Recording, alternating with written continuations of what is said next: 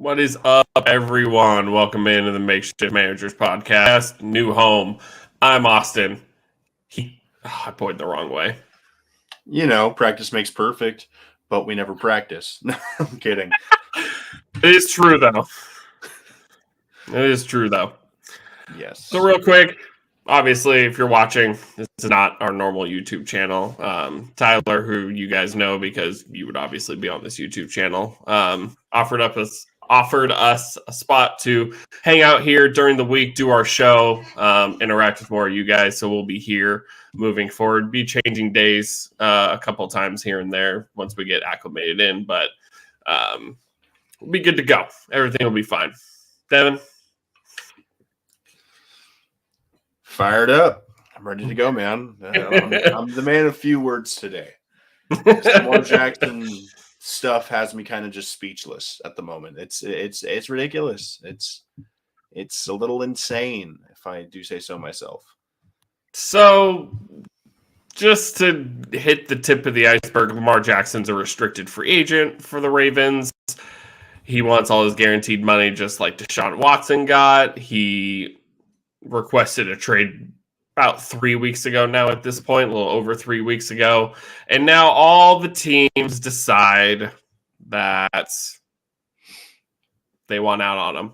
They want to publicly announce they are out on them. And let me make this clear real quick from a dynasty perspective. If anybody in your league is low on Lamar Jackson and isn't sure where he's going to go, I would buy that dude. I would buy Lamar if you can anywhere because he's still a top 10 dynasty quarterback. He still brings value to any teams. And wherever he goes, he's going to put up points. On the ground, in the air, wherever he goes. This is really as simple as that.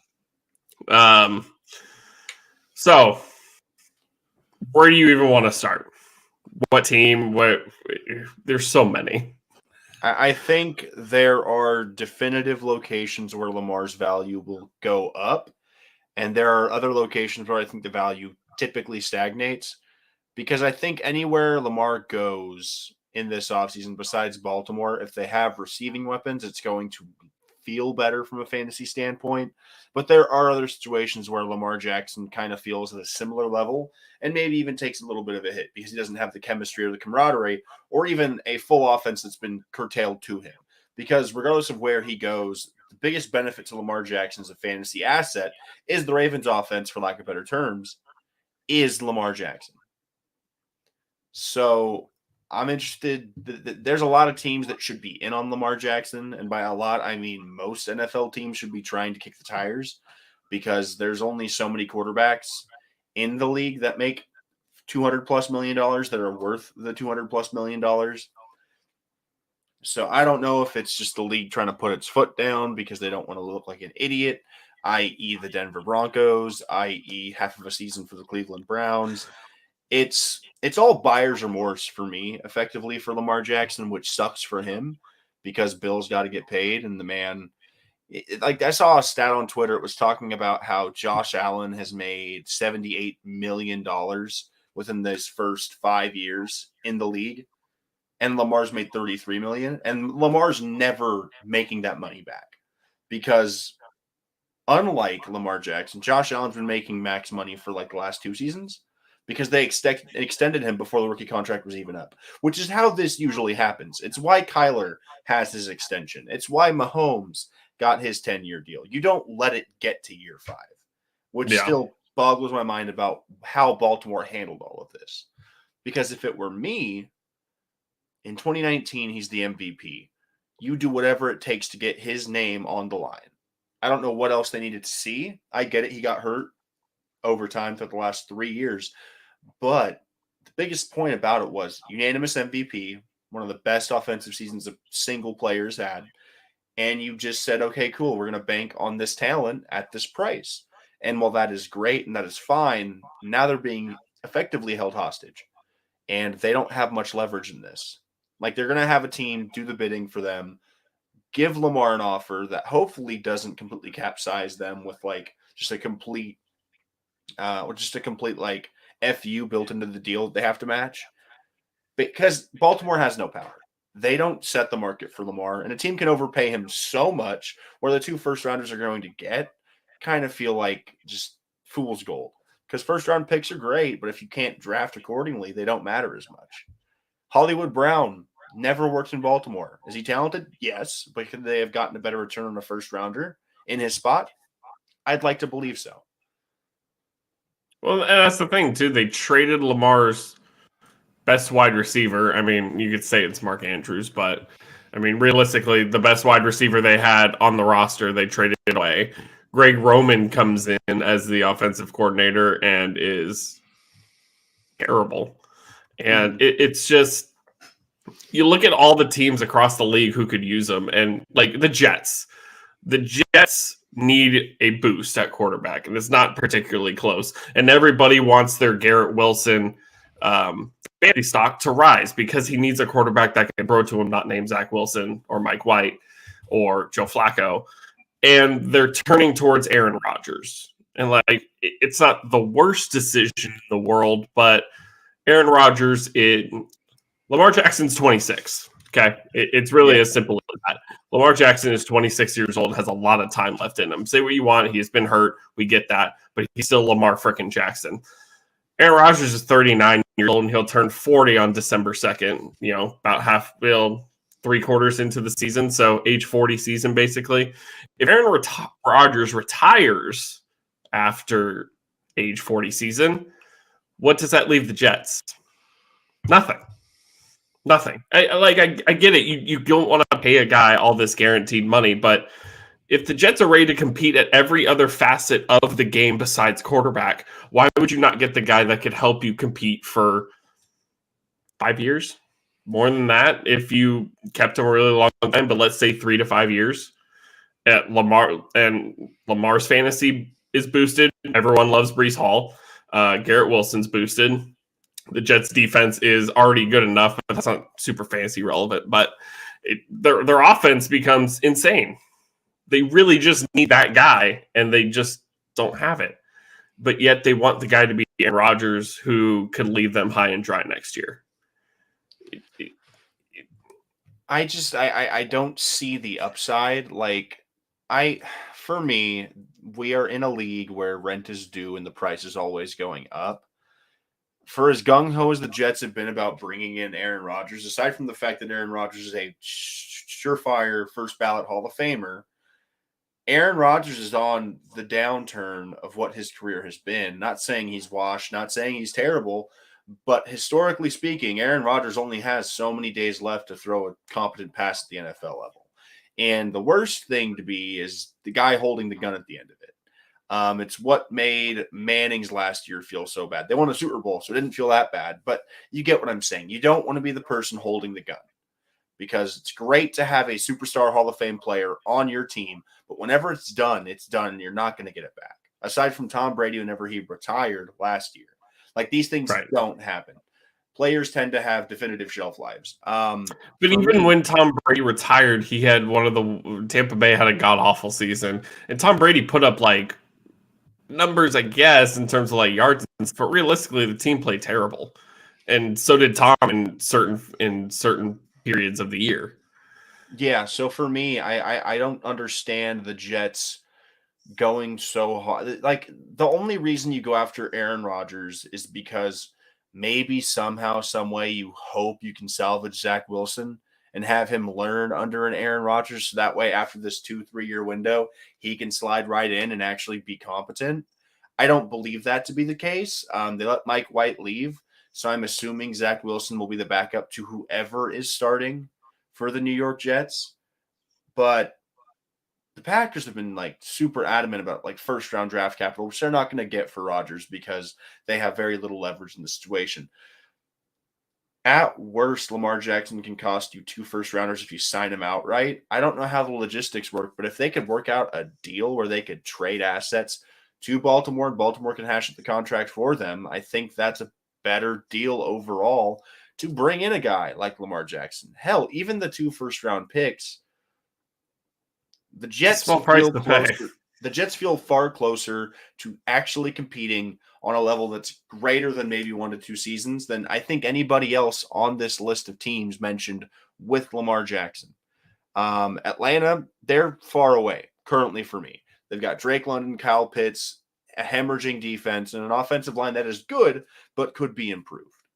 Their running back situation is cool. Tyler Algier had a productive season. I think he played above what people thought he was going to do, but Lamar isn't going to guarantee you a playoff spot in that division. And that's saying a lot because the NFC South is arguably one of the worst divisions in football heading into the year, if the AFC South didn't exist.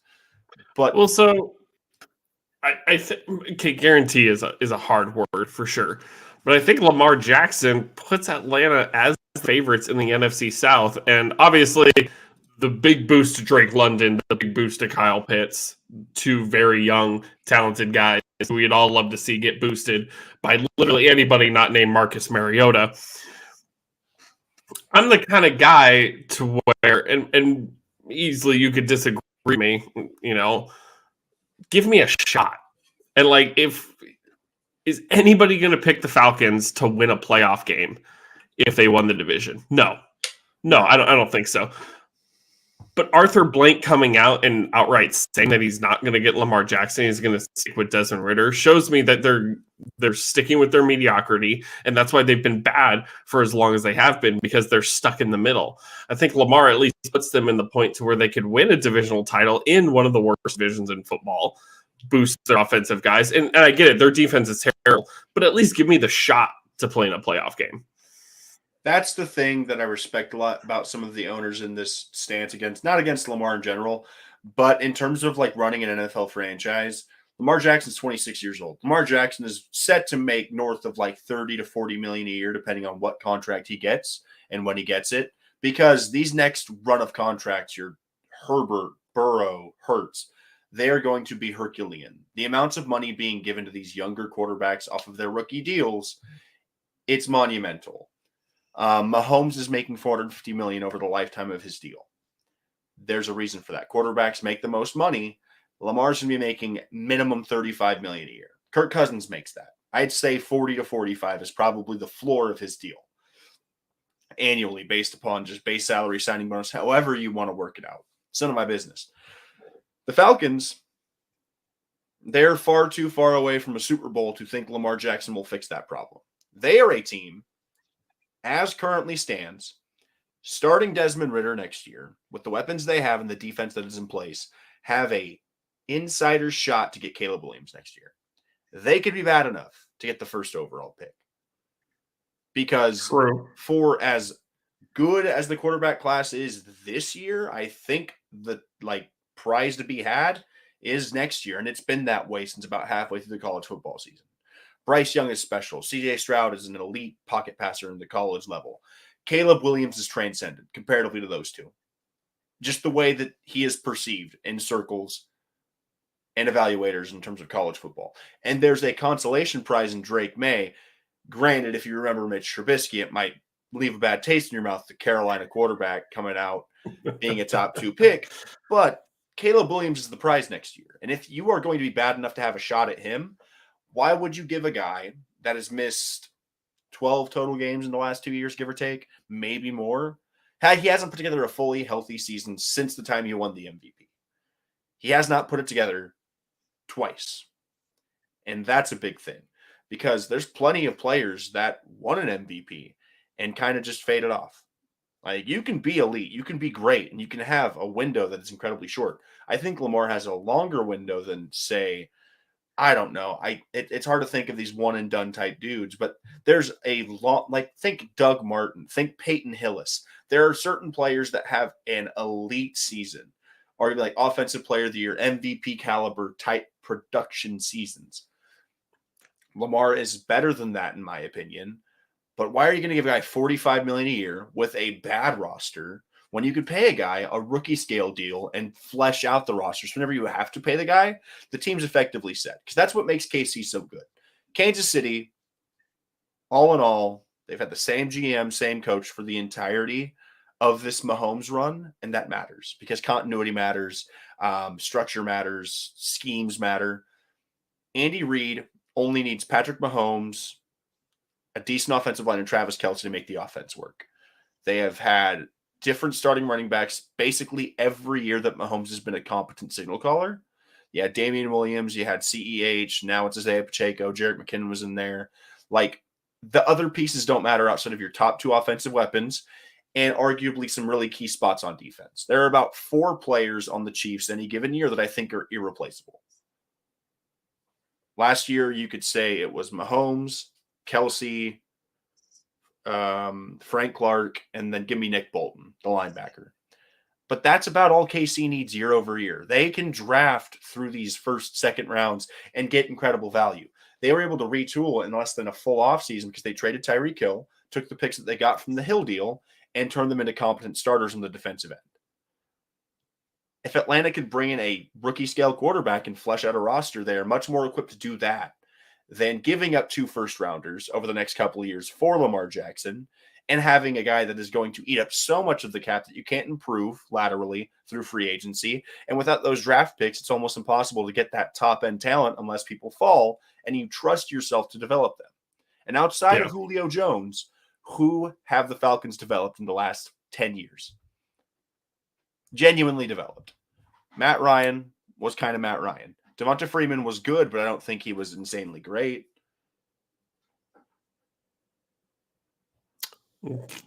I mean, they just traded away Calvin Ridley, so who's going to be a stud? But can you say they developed Calvin Ridley? I guess, but he had like one good great season, and then he got hurt, and then he got suspended. So I can't tell you if they fully developed Calvin Ridley. Like, who's a better player right now, DJ Moore or Calvin Ridley? But that's the point.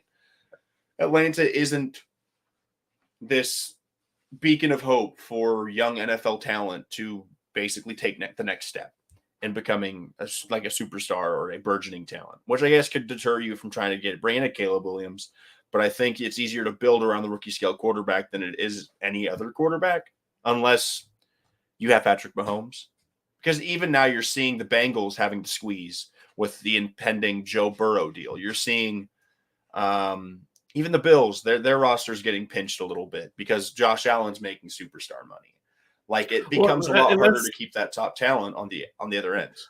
Well, that's the thing too with those guys impending their massive extensions, Herbert and Burrow specifically. Does that not make you want to expedite the process of getting Lamar Jackson? Because if those dudes get paid, like you said, rent's going to go up. So I feel like you would have to pay Lamar before these 2 superstars get their pay. Am I wrong? So one more time, I'm sorry. So Lamar's in a spot to where obviously he needs to be traded and he needs to be signed to a contract. Mm-hmm. However much money that is. Dak Prescott makes $40 million a year, so probably so should Lamar Jackson. But all these teams have said they're out, which is so fucking ridiculous to me. But the thing is, would you not want to get Lamar before Burrow and Herbert get their extensions? So does that not make you want to expedite this process and go get them a little faster? Because if Burrow and Herbert get paid before Lamar does, Lamar is going to get even more. And you're comparing his, and a lot of people are comparing the situation of wanting guaranteed money to a guy who had 22 sexual allegation cases, 2 torn ACLs in the same knee, and people don't want to pay Lamar. Like I don't get it. But like I feel like you got to pay Lamar before other dudes get paid, or else it's going to be even more than it is now. Yeah, in a perfect world, you're paying Lamar Jackson before those 2. Herbert's a year younger. Joe Burrow is the same age as Lamar Jackson. Believe it or not. Like, drafted 2 years before Joe Burrow ever hit the league. That's how perplexing this whole Lamar Jackson ordeal is. If I'm correct, how old's Kyler? I think it's Kyler 24 or is he 25? Kyler's the same age as Herbert, 25 years old.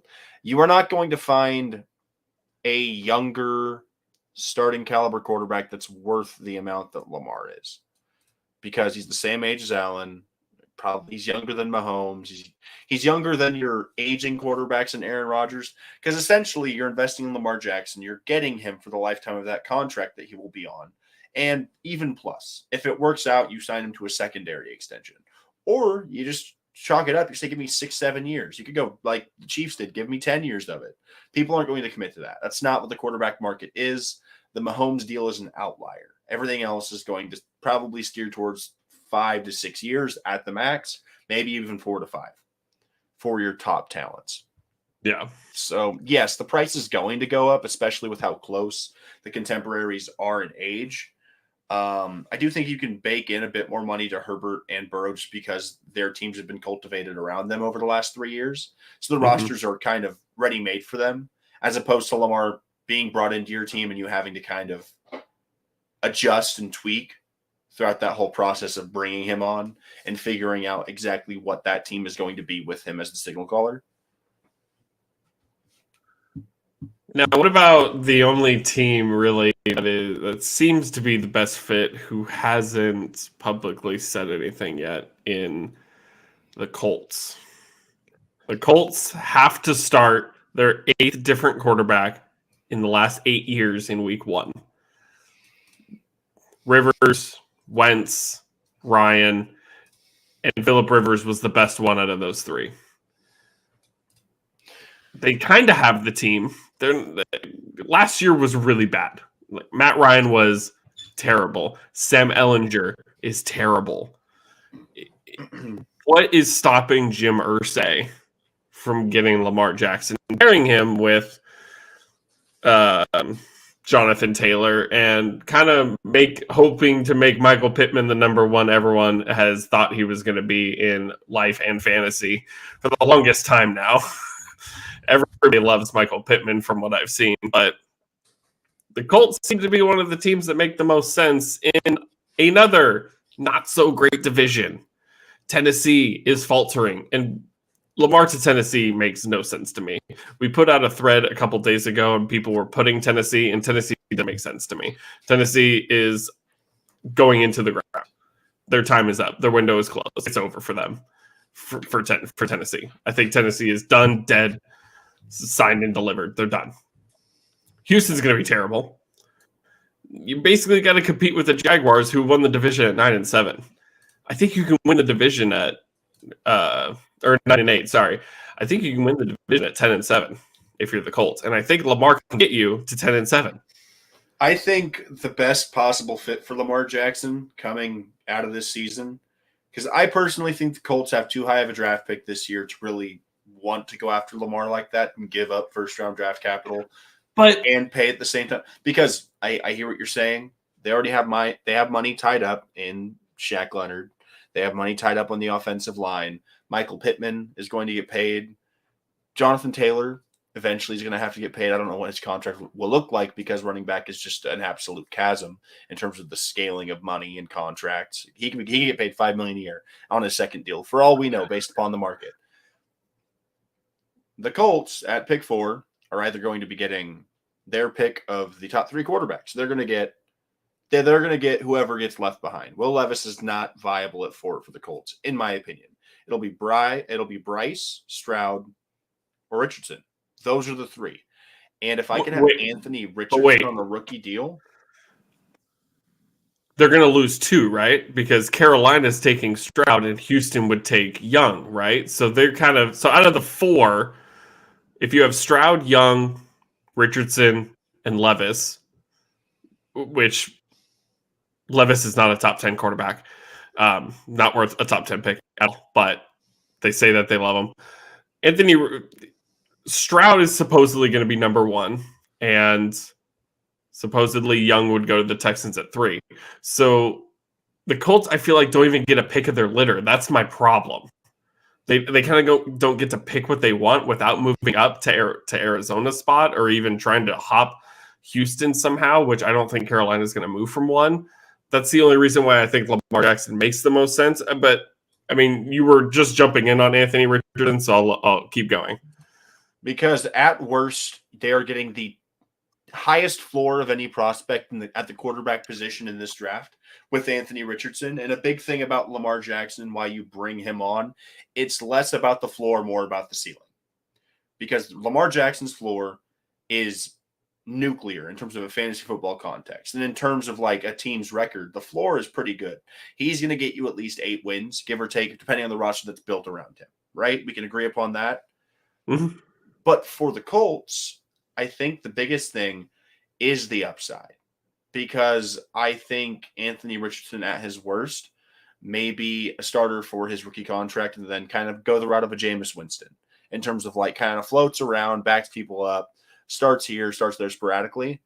But at Anthony Richardson's peak, we could be looking at a Cam Newton light type of player. I think Richardson's arm is comparable to Lamar's, if not stronger. I think Richardson is if I'm correct, Richardson's a bigger athlete than Lamar is. Lamar's only 212 pounds. Let me just pull up the Anthony Richardson is 231 pounds and he's 6'4". That's 2 inches taller and about 20 pounds heavier. He is just a bigger athlete than Lamar.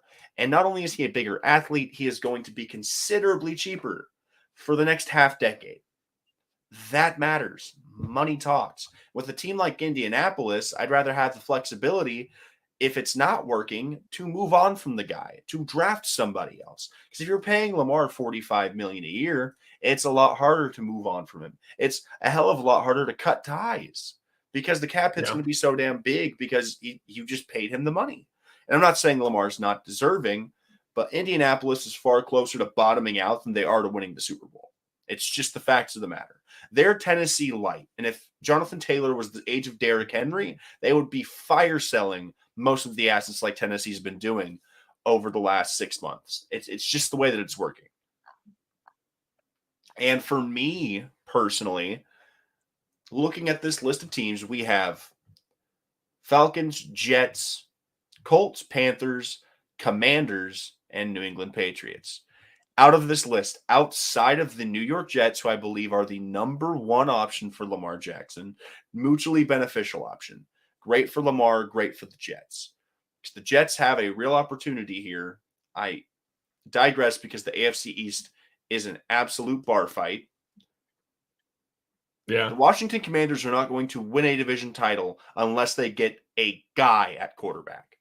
Because you don't have to love Dak Prescott. Dak Prescott is a max level quarterback in terms of extension. He has earned it. Jalen Hurts is going to be a max level quarterback. And the Giants proved last year you probably don't need that max level guy, but in the playoffs you're going to need him. You need one of these dudes to be in the dance. And Washington's team literally 2 years ago with similar assets and similar – it's because the team that made the playoffs as a wild card team a couple of years back when Taylor Heineke almost willed the Washington football team into beating the eventual champions, the bones of that team are still there. Outside of some key pieces on the offensive line, Deron Payne just got extended. You have Chase Young. Terry McLaurin's on an extension. Antonio Gibson is not dead in the water. Brian Robinson had a good rookie season. Curtis Samuel is there. Jahan Dotson. If we're talking about weapons with upside, above average defense, and in terms of just overall talent across the board and age, the Commanders line up the best in terms of age, talent, and overall just, I think, longevity of the core, besides the New York Jets. The timelines line up almost perfectly for the Jets and the Commanders to get a guy who is going to help transform them into a contender. Because even with Lamar Jackson and patchwork wide receivers and injured running backs, he was still willing them to wild cards, willing them to division championships. And in a division like the NFC East that really has turnover every single year, why can't the Commanders compete for a division title? I get the Eagles are the favorites next year because they probably should be. They were a half away from winning a Super Bowl, and in all actuality, they're not losing a whole lot this offseason. I think the Commanders would be in a really cool spot. Giving up 2 first-rounders hurts whoever is getting him, but the Commanders are closer to competing for a championship with Lamar Jackson than the Colts are, than the Falcons are, and even the Patriots probably. The Patriots are an older team, and that's the worst part about New England. And New England's already out, but Belichick's great. Lamar's an insanely good quarterback, but in terms of their key pieces, they're all on the older side of a window. So if New England gets Lamar Jackson, they're missing 2 first-round draft picks, which I would assume is over 2 years. That means Lamar's 28, 29, and you're finally bringing in first-round talent, which, yes, teams don't have to draft first-rounders to have good players in the roster. Look at Sean McVay and the Rams, but it helps. Having your hat in the dance, it helps. Like, it's just as simple as it gets. You don't always hit your first-round picks, but you can't hit on a first-round pick if you don't have the first-round pick. Right. See, the Commanders are the one team, or one of the teams, that makes the most sense because they're in arguably what was one of the best divisions in football last year. Dan Snyder is he's selling the team. He outwardly said he's looking to sell the team. You know what brings more value to the franchise? Bringing in Lamar Jackson. You know who you don't have to pay whenever you sell the team? Lamar Jackson. It's a win-win for this guy. Like, if I'm Dan Snyder, Lamar Jackson's a Commander by tomorrow. Like, who does it hurt? You pay his salary for 1 year, now it's the new guy's bill. Like, literally. Think like Donald Sterling with the Clippers whenever Chris Paul got brought into town. He lasted a year and was kicked out. Granted, fairly different circumstances with Sterling's situation compared to Dan Snyder's, but both maligned owners. People don't like either of them, even before the Donald Sterling scandal. But genuinely, like, Snyder wants to get top dollar for the franchise, bring in one of the top dollar quarterbacks. It does nothing but help. Because not only are you going to win more games, you're going to generate more revenue. Lamar's going to have an insanely high selling jersey. He's going to help with the overall, because you win more, you play more games. You play more games, you bring more fans in. You bring more fans in, you sell more tickets, you sell more food, you sell more jerseys. It's how it all works. People can only invest in your franchise if it's worth watching. And if it's not, then yeah, you can sell measly tickets at like 8 home games. But if you're looking to make money, like just stacking up bills, I'm talking mountains of money, it helps whenever you're good. And you know what you can do whenever you're good? You can charge more, and people are going to pay for it. Heck, some franchises were good for a stretch of time, and they just keep the prices from whenever they were good. And people still pay for it. People pay for winning. And I don't know. I don't see how we can get so caught up in the semantics. Granted, I'm not a billionaire. I'm not an NFL owner. I don't pay the salaries of hundreds of thousands of individuals on a grand scale. But whenever your net worth starts with the B, I find it funny to be concerned about operating in M's. Me. They're paying fractions of their wealth to individuals to substantially upgrade their net worth. And especially in the case of Dan Snyder. I just want to look at the value, the amount. So Dan Snyder, Washington football team purchase. Well, the thing is, too, the Commanders were 1 win away from the playoffs. 9-7-1 got them in the playoffs. They went 8-1 with Carson Wentz and Taylor Heineke. You know how much Dan Snyder paid for the Washington football team in 1999? $5. $800 million. That's significantly more than I thought, but well, that's the thing about like NFL teams. They've had higher values. Yeah. So they are currently evaluated at $5.6 billion US. He paid less than $1 billion for a franchise that is basically quintupled in value since the moment he purchased it. Yeah. I'm telling you, whenever you're operating in B's, the M's just don't matter as much. It's the whole idea of if you make this much money in a month and you buy a $50 dinner, it's a fraction of what you're making, so you don't think about it. Or you don't think about it as highly as if you made less. It's all in proportion to what you're making. And for me, I'm not going to feel sorry for a franchise that's headed. Hold up. Let me just. Okay. Dan Snyder net worth. He's worth $4.9 billion. Like, what are we talking about? And most of these owners have more at stake than just a franchise. And that's the biggest thing for me for any sports franchise owner. I love whenever sports owners don't make their money off of sports. Steve Ballmer's, Steve Cohen's, bring in all the Steves. Literally, whenever it's like the co-founder of Microsoft said, I want to own a basketball team. That's great for basketball because he's not making money off of basketball. He just wants to have the team.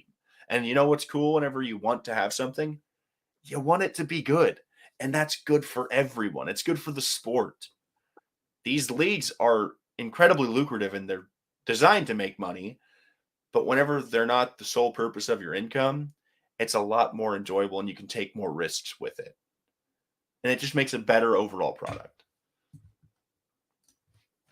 Yeah, I mean, the Commanders, they're going to be easily in one of the toughest divisions in football again because the Eagles, nor the Cowboys, nor the Giants have done anything but improve over this offseason. The Cowboys are generally due for around 10 wins. The Eagles can easily win 14 games again, and the Giants can win 10 games. So, but if 9-7-1 got you in the playoffs last year, and you only need Lamar Jackson to win you one game or 2 games last year to go to the playoffs, you do it. You kind of have the team to do it, but you want to go with Sam Howell. That's what you're going to go with. There is something to be said about being bad while everyone else around you is good and kind of just not wasting it, but they're not that far off of being a contender. They're really not. And Sam Howell is not going to get them there. Lamar Jackson would. Give me a shot. That's all I'm asking. There is one team when we put out that thread that people were saying that there's two of them that kind of made no sense to me. We'll start with Detroit. Detroit doesn't make sense to me.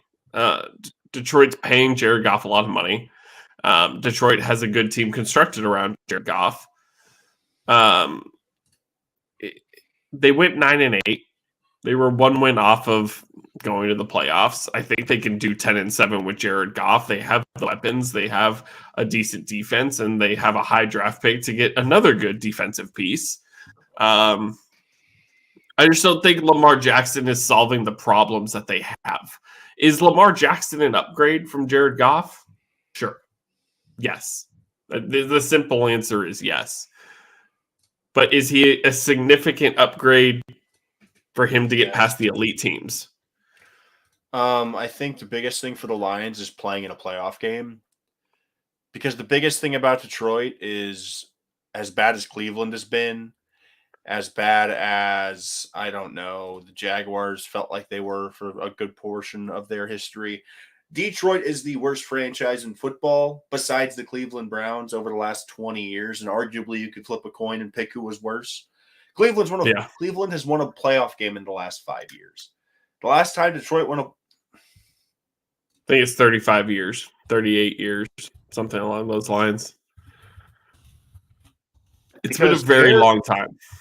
Jared Goff makes quite a bit of money. He makes 30 plus. It's 1991. It's been 31 seasons since the Detroit Lions have won a single playoff game. The Detroit Lions have never. It had been a 7-year stretch for the Detroit Lions and not winning a playoff game before I was even born. That is a miraculous stat. That is impossible with how talented these leagues are and with how the floor is perceived in terms of just overall players. That level of incompetence is so rare. The Sacramento Kings missed the playoffs in the NBA for 16 straight years, and they're breaking their curse. You know what they did?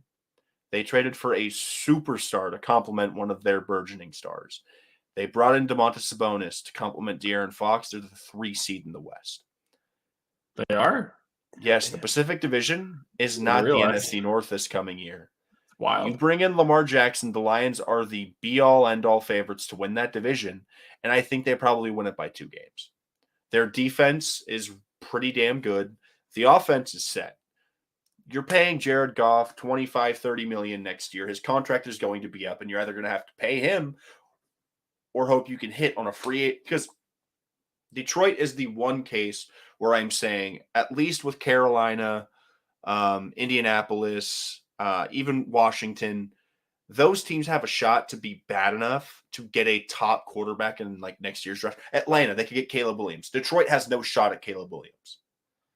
with the core they have, they don't have a shot of getting a top quarterback, a top 10 quarterback in terms of like top 10 picks, probably in the next 5 years. They're not going to be that bad. Yeah. It's just not going to happen. And it is not every day that a top 10 quarterback is available for trade, albeit a quarterback that is a former unanimous MVP. If I were Detroit, name your price. Name your price. You've got your star edge rusher. Your secondary is improved. Your linebackers are competent. You have DeAndre Swift, who you could package in a deal. He is not what they've needed on a year-over-year basis, but he's a talented asset. You could trade a receiver. They've been proven to bring in tight ends in Detroit. They're a tight end factory at this point.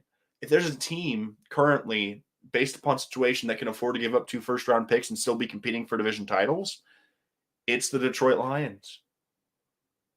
Because you're telling me Lamar Jackson can't outduel Kirk Cousins twice a year? You're telling me Lamar Jackson can't beat Jordan Love twice a year?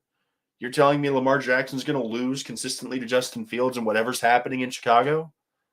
Detroit is light years ahead of their division currently in terms of youth, talent, and cap.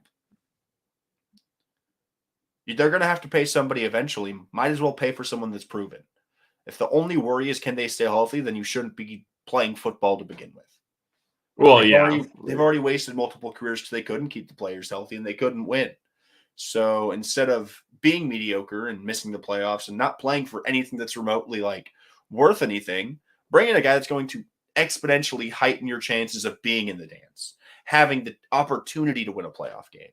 Because 31 years is a long time, and I don't blame Lions fans for putting bags over their heads. Because if I had to wait 31 years for a playoff win, I don't know if I'd be watching football. And I'm a Chargers fan. We haven't had a playoff win since 2018, and that feels like a very long time. The last time the Chargers won a playoff game, it's been the 5-6 year drought. The Lions have waited minimum 5 times longer than I have to see the next playoff win. Yeah. That's unacceptable.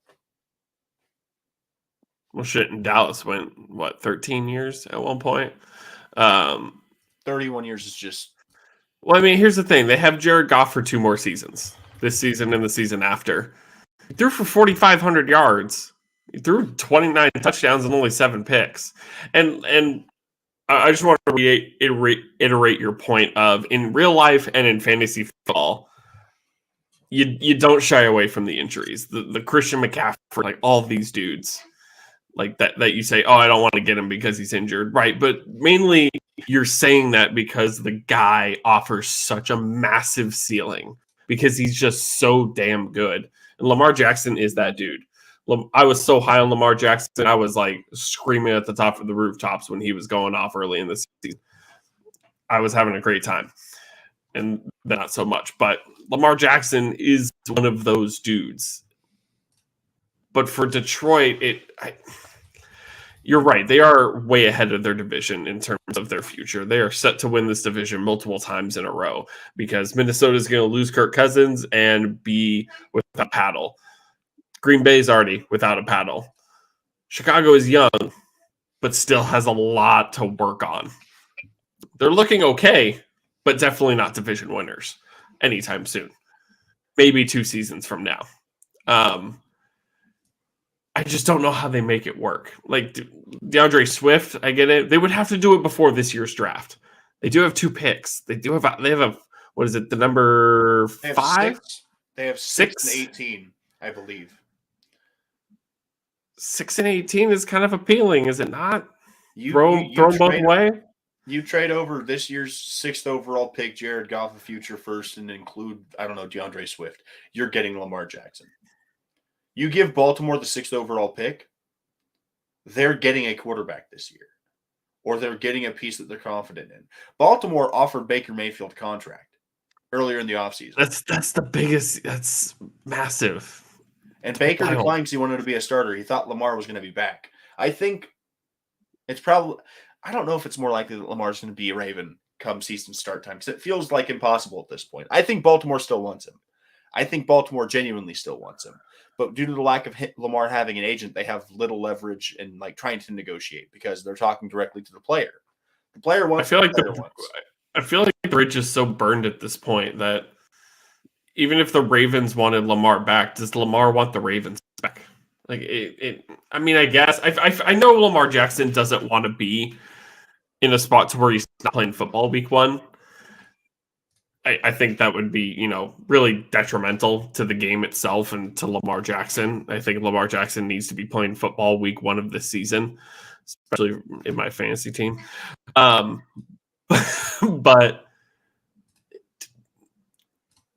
it feels like he has all the leverage, and it just doesn't feel like he's going to be a Raven, no matter how bad the Ravens want him. I feel like the Ravens would have to overpay more than what others would even pay him for him to stay a Raven, because the bridge is so burned that he requested a trade, and they tried to sign Baker Mayfield. And the fact that I don't know how much faith they have in Tyler Huntley, probably not a whole lot if they try to sign Baker Mayfield. But this team has a really good defense, but their offense sucks. It's not good. They don't have good wide receivers. Mark Andrews took a nosedive this season. J.K. Dobbins can't stay healthy, and all the other 97 running backs that they have, they're a run-first offense, and that changes with Lamar Jackson. Things become way different. Like, they've built the team around Lamar Jackson, and I think you're right in saying that they want Lamar Jackson, but what would they even have to do to get him back and play in week 1? Give him about $200 million guaranteed. Give him $200 million. You extrapolate that over time. In terms of contracts affecting your cap space, because I'll give you the magic number for Mahomes. His deal's what, 2-3 years old now? Roughly. Patrick Mahomes guaranteed money. So, crazy. A lot. Patrick Mahomes, he's got $63 million guaranteed in this contract. That's it? Yeah. Guaranteed at signing is $63 million. His total guarantees in his deal is $141,481,000. Lamar has said he doesn't want a fully guaranteed contract, if I'm correct. I've seen places where he hasn't asked for a fully guaranteed deal. I think if Lamar could get 180 guaranteed, I think he's going to be down to sign wherever. Personally, you could give him a $250 million contract and offer him a majority of it guaranteed, because salary cap wise, you can just convert stuff into signing bonuses and the cap doesn't exist. Look at New Orleans. I really don't know how the Lamar contract pans out, because I don't think he's going to get Josh Allen money. I don't think he's going to get Joe Burrow money, and he'll probably get Herbert money because Herbert hasn't won playoff games. It's just the timing of Lamar's MVP and the fact that they didn't pay him after that really hurts his top end ceiling. Yeah. Because the biggest thing for Mahomes is he was an MVP, Super Bowl MVP, and he's been to 2 Super Bowls by the time that he signed the extension. The Chiefs were lucky they signed it whenever they did, because he would have been a $500 million quarterback if they signed it this offseason. Like, Burrow has been in back-to-back AFC championships. That's going to raise the price. Jalen Hurts made the Super Bowl.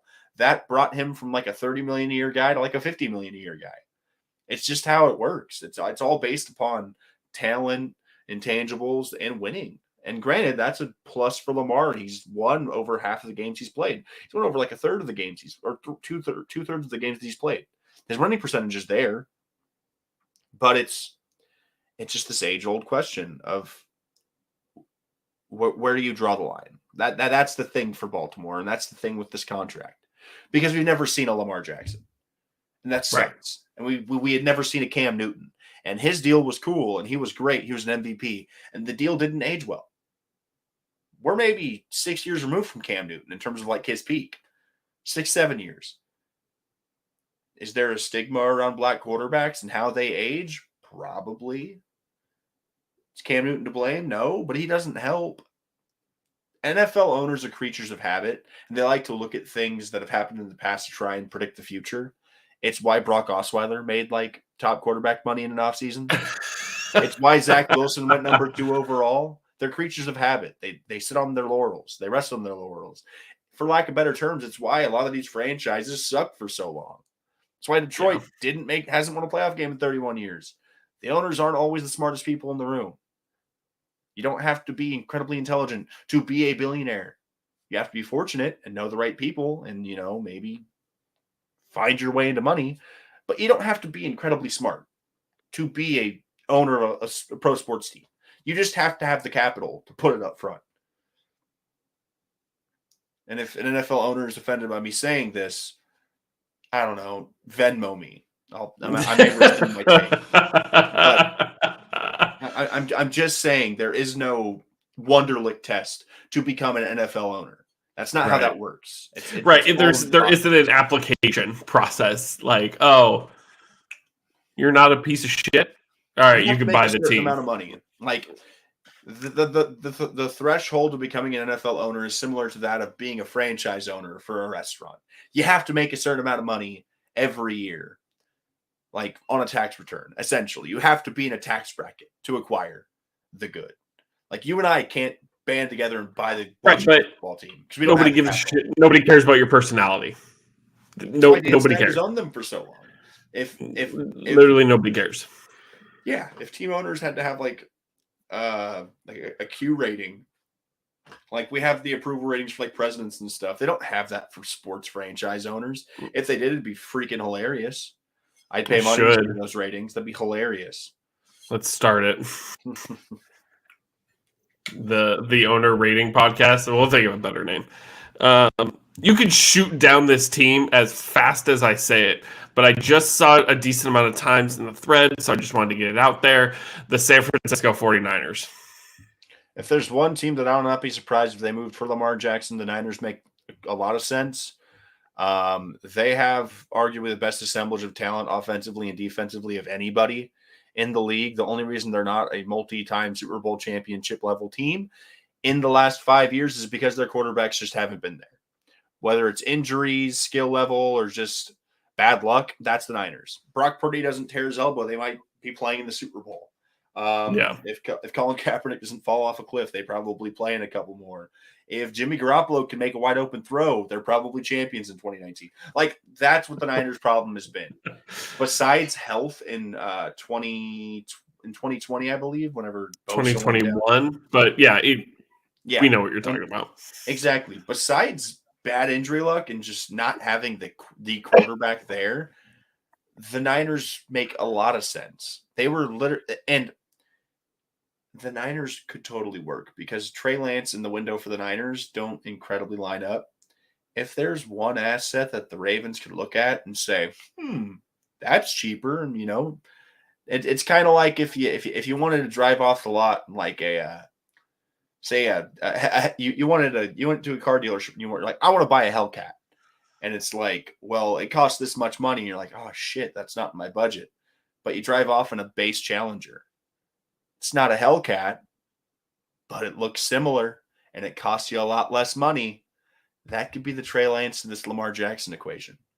Well, because the Niners willing to give up 2 first-round picks, though, because the Niners aren't super rich in draft capital. They have 0 picks in the top 100 in this year's draft. And are they willing to leverage picks in the future for the right now, which I think they probably should do because of how loaded the roster is. And honestly, I don't know how big the window is going to be because players are going to have to get paid.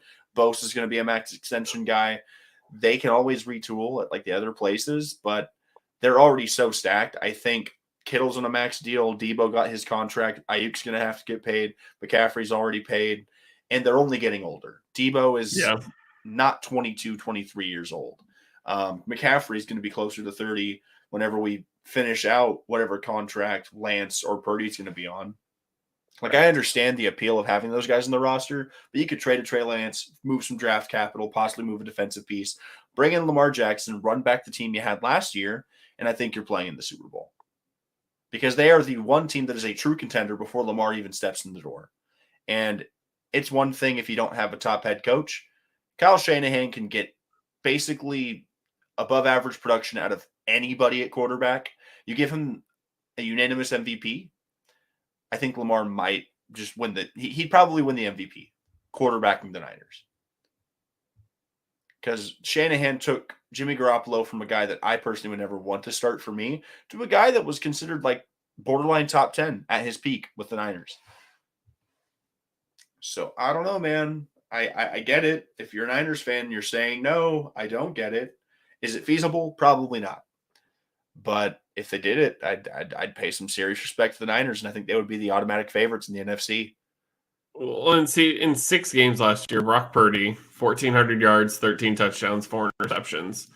And Trey Lance had to play in a monsoon that was god awful in Chicago, and they lost that game. And let's kind of jump into that situation a little bit. The Brock Purdy Trey Lance situation, it supposedly is a competition, kind of, but they kind of feel like they like Brock Purdy a lot. But you spent all this draft capital on Trey Lance, and if you're going to trade Trey Lance, who wants Trey Lance? Baltimore. Exactly. Can you name any other team who would want Trey Lance? Like, you would have to find a trade partner for Trey Lance, because Trey Lance sitting behind Brock Purdy just doesn't make sense to me. It really is not going to sit behind Brock Purdy. Trey Lance is going to get a shot to start. Brock Purdy's probably the backup going into the year. As crazy as it sounds, as good as he was, it's just the way it's going to work. I saw somewhere reported today on Twitter, granted, sources can't tell you, there was a rumor that it was going to be Darnold and Lance vying for the starting position at the start of the year, which should be how it goes because Purdy's nursing back off the elbow. Didn't he have Tommy John surgery? Possible. I'd have to check. If he did, I'm expecting him to be back later in the year at best, because Tommy John's a hell of a surgery. It takes a lot to get back. So, yeah, Lance could be the starter for the Niners, but if you could just give me Lamar Jackson, there's no battle in camp. You have Sam Darnold as a backup, and Lamar Jackson is your starter. And after this year, you can let go of Sam Darnold, and you can keep Purdy as the backup. Because, yes, Niners quarterbacks always get hurt, but Lamar's been hurt in the past. We've seen enough of Sam Darnold. We know the Kyle Shanahan effect, but still, I feel like we've seen enough of Sam Darnold for it not even to be a competition. It's just that, and I say this all the time when people are talking about trading Trey Lance at Dynasty or hanging on to him and this and that, because the problem is it feels like Trey Lance wants to run an offense that Kyle Shanahan doesn't want to run. It just doesn't feel like granted, Lamar Jackson will insert in any offense just fine. His arm is fine. His legs are fine. He's an outstanding talent. And realistically, Kyle Shanahan doesn't really need to change the offense to morph into what the Ravens are with Lamar Jackson. It's just Lamar Jackson obviously is much better than Lance, Purdy, and Darnold even combined for that matter. Trey Lance is going to be the starting quarterback, but it just doesn't feel like they even want him to be the starting quarterback. The most passing attempts Jimmy Garoppolo ever threw in a full season was 476. Okay. For comparison, the most attempts Lamar Jackson has ever thrown in a season in his career is 401. The situations are not that different whenever it comes to Lamar being put into San Francisco as opposed to Lamar playing in Baltimore. I think it's it's the best situation in terms of a direct translation game for game. They are built similarly because their defenses have been so good, and the Niners have better weapons, just on paper, point blank. Better receivers, similar tight end, and better offensive line. And you pair that with one of the best running backs in football. If I were Lamar, I would love to play for the Niners. It would make the most sense. And they would be able to give you, maybe you don't make the most money at your position, but in San Francisco, you can make a lot of money outside of your pursuits on the field. Right. It's what made Kevin Durant to the Warriors make sense. He wasn't banking on the contract year over year from the Warriors. He was out in Silicon Valley making deals, investing. Lamar could effectively quadruple his money if he invests it correctly out in California. The sales taxes, the income tax is crazy out here. But again, we're operating in M's, so of course you're going to be taxed M's. It's just the way that it works, right? Fair share. But so yeah, I think Lamar to the Niners makes sense. I think it'd be the best thing for him. It's probably the best thing for the Niners as well. But it feels like a bit of a draft capital is the biggest question mark here. Well, they'd be able to give up future first. They would just become the Rams, but north, essentially. Rams won a Super Bowl. Exactly. And for the Niners, they're not playing for division titles. They're playing for Super Bowls. Shanahan has done everything besides win the big game. And if I'm him, I'm going full force. because there's nothing worse than being the head coach that never gets it done. You will never fully get the respect of your peers. It's what made Andy Reid so polarizing for so long, because he never won the big game. Yeah. It legitimizes your resume. Bruce Arians finally got one, and it's like Bruce Arians is an elite coach, and he's been an elite coach. But the rings legitimize things in ways that stats and wins and just counting stuff doesn't. That's why Phillip Rivers is looked at as a worse quarterback than Eli Manning. If you look at the raw numbers, you'd be like, how is this even a debate? Championships matter. And Eli's got 2 of them. And the thing is they only really have to be better than the Eagles. They're already better than everybody else. Yep. Their biggest competition is the Eagles. If you look at across the playoff teams, they would smoke the Vikings. They've shown they can beat Dallas in every facet of the game over and over, and they can continue to get Dallas in the divisional and beat their asses, because that is the ceiling of the Dallas Cowboys, is the divisional round. And realistically, like you said, it's possible that if Brock Purdy doesn't tear something in his elbow, they could have been playing in the Super Bowl and things could have been different. But what ifs are irrelevant. It's the fact that they literally just have to be better than one team across their entire conference, and then just have to play well in the Super Bowl against whatever elite team makes it there. You basically have to be better than 2 teams across the entire NFL, because you're already basically top 5 in terms of best teams in the NFL. And Lamar Jackson could almost put you in that number 1 spot. Not saying Lamar is better than Patrick Mahomes, but Lamar Jackson would have an infinitely better team constructed around him than Patrick Mahomes would, in terms of defense and all this and all that. Yeah. So, but we'll end it like this. Week 1 of the 2023 NFL season, Lamar Jackson is starting for who? Baltimore Ravens. I just think it's more likely a team finally caves and says, this is our offer, and Baltimore says, yeah, we'll pay that. Do I think Lamar lives up the contract as a Raven? Not at all. I think he could sign that deal and just be like, I'm not playing for you. Trade me. And they trade him. But I don't know. I think it's probably more likely. I think Baltimore should be the betting favorite until things change. Baltimore has all the leverage. He can find a contract. No one's really amped to give him that contract. I think he honestly could get paid that tag amount. Because if nobody offers, essentially he's given that $32 million this year. Because other teams don't have to do anything. They put a franchise tag on Lamar Jackson. He's getting paid $32 million, which is literally doubling his career revenue in 1 year. So Lamar plays in the tag, balls out. Next contract is insanely high. It's higher. I just think as of right now, there's not much compelling other teams to make the move. If the Niners put their money where their mouth is, I think he could be a Niner come season start. But outside of the Commanders, I don't think there's a team that really necessarily needs to bring on Lamar Jackson, because the other teams that we talked about are bad enough to have a shot at getting that next generational guy in the draft. And the Colts could have a shot. The Colts have a shot to get one of the guys this year. Carolina is going to get their guy this year. They're either not good enough to win it all with Lamar, and they're not going to be bad enough with Lamar to actually viably improve year over year during Lamar's peak window. Because that's the biggest thing. It's about fit. And it's about now. And here's one thing I just thought of that we won't get too deep into it because it'll be a big topic next year. But you know college football better than I do, and it's just kind of changes the way I think depending on your answer. Caleb Williams is probably the number 1 overall pick, right? Yes. Not this draft, but the draft after. Depending on what Drake May does next year, and if Caleb Williams takes a massive step that is back, my exact question. Do you think Drake May is anywhere close to Caleb Williams? Or I guess my question would be, do you think Drake May could easily be the number 2? I think Drake May has a really good shot to be the second dude off the board. I think Drake May is probably pick 3. There are 3 dudes, so I'll go over the top 5 prospects. So realistically, next year's draft. This is kind of where I'm going with. Realistically, you have 2 shots at generational talent in the next draft.